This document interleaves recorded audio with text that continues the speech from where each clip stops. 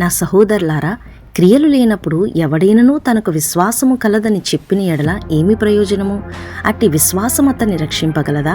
యాకోబు పత్రిక 2వ అధ్యాయము 14వ వచనంలో ఇలాగు రాయబడి ఉన్నది కదా, దేవుడు విశ్వాసము ఉంటే సరిపోదు, క్రియలు కూడా ఉండాలని ఇక్కడ యాకోబులో మాట్లాడుతున్నారు. ప్రియ సహోదరి సహోదరుడా, నీలో క్రియలు లేనప్పుడు నీ విశ్వాసము ఉన్నంత మాత్రాన నువ్వేదీ చేయలేవు.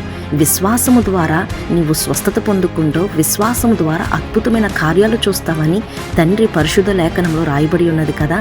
ప్రియ సహోదరి సహోదరుడా, నీ విశ్వాసములో క్రియలు లేనప్పుడు నీ కుటుంబాన్ని నీవు రక్షించుకోలేవు.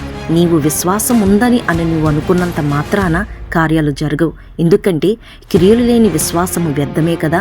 నీలో క్రియలు లేనప్పుడు నీ విశ్వాసము నిన్ను రక్షింపగలుగుతుందా? నీ విశ్వాసము నిన్ను నీ కుటుంబాన్ని రక్షించాలి.